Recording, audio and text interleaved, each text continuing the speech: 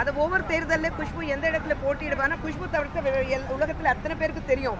So எனக்கு மட்டும் தெரியாது, அது எப்படின்னா எனக்கு தெரியல.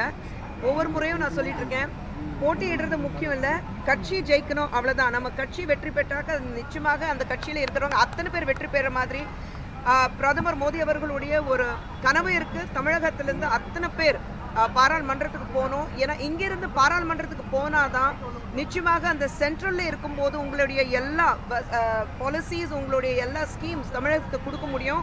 ஏன்னா இது வரைக்கும் கடந்த 10 வருடங்களாக நீங்கள் பார்த்தீங்கன்னா சென்ட்ரல்லேருந்து தமிழகத்துக்கு மட்டும் கிட்டத்தட்ட 11 லட்சம் கோடி மதிப்புள்ள ஸ்கீம்ஸ் அண்ட் ஃபண்ட்ஸ் எல்லாம் கொடுக்கப்பட்டிருக்கு.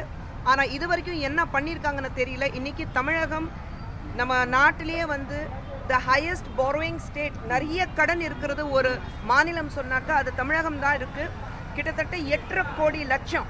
இப்போ நீங்கள் பார்த்தீங்கன்னா திமுக என்ன சொல்லியிருக்காங்க, 4000 கோடி நாங்கள் வந்து இந்த வெள்ளத்துக்கு முன்னாடி நாங்கள் செலவு பண்ண சொன்னாங்க. எங்கே செலவு பண்ணாங்க, என்ன பண்ணாங்கன்னு தெரியல.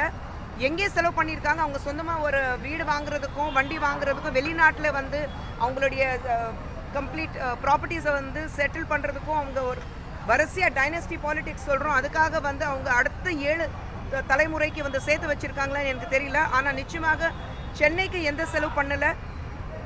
கடந்த 3 வருடத்தில் மட்டும் கிட்டத்தட்ட 4 லட்சம் கோடி அவங்க வாங்கியிருக்காங்க சென்ட்ரல்லேருந்து. ஆனால் ஒரு செலவு பண்ண மாதிரி எனக்கு தெரியல. இப்போ என்ன சொல்லியிருக்கிறாங்கன்னா 2023 2023-24க்கு 130 கோடி 1,30,000 கோடி நாங்கள் வந்து மறுபடியும் கடன் கேட்க போகிறோம் நான் சொல்லியிருக்கிறாங்க. ஸோ நினச்சி பாருங்கள், 1,30,000 கோடி இன்னொன்று கடன் வேணும் அவங்களுக்கு. எங்கே செலவு பண்ணுறாங்க, அந்த பணம் வச்சுட்டு என்ன பண்ணுறாங்கன்னு யாருக்கு தெரியல. நிச்சயமாக மக்களுக்கு செலவாகலை. ஏன்னா ஒவ்வொரு இடத்துக்கு போகும்போது எந்த அளவுக்கு தோண்டி வச்சுருக்காங்க, எல்லா வேலையும் வந்து அப்படியே பாதியில் நிற்குது. ஸோ எந்த வேலையும் நடக்கலை. அதை மட்டும் காசு மட்டும் வாங்கிக்கிறீங்க, ஆனால் என்ன மக்களுக்கு போய் சேருதா இல்லையா? ஸோ இங்கேருந்து பாஜகலேருந்து எல்லாரும் பாராளுமன்றத்துக்கு போனாதான் பிரதமர் மோடி அவர்களுடைய அத்தனையோ ஸ்கீம்ஸ் நிச்சயமாக இங்கே கொடுக்கப்படும். இங்கே நல்லது செய்ய முடியும், அந்த நம்பிக்கை எங்களுக்கு இருக்குது, மக்களுக்கும் இருக்குது.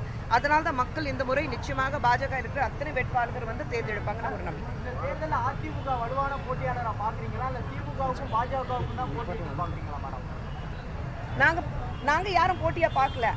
அதிமுக திமுக பாஜகவை பார்த்து போட்டியாக பார்க்குறாங்க. ஸோ அதுதான் முக்கியமாக இருக்குது. ஏன்னா பாஜக இல்லவே இல்லை சொல்லும்போது, இன்னைக்கு அதிமுக திமுக 2 பேரும் வந்து ஒரு திராவிடியன் கட்சி சொல்லும்போது இன்னைக்கு பாஜக பார்த்துட்டு பயப்படுறாங்கன்னா அப்போ பாஜக எந்த அளவுக்கு வளர்ந்துருக்குன்னா நீங்கள் பாருங்கள். செய்திகளை உடனுக்குடன் தெரிந்து கொள்ள உடனே சப்ஸ்கிரைப் பண்ணுங்க.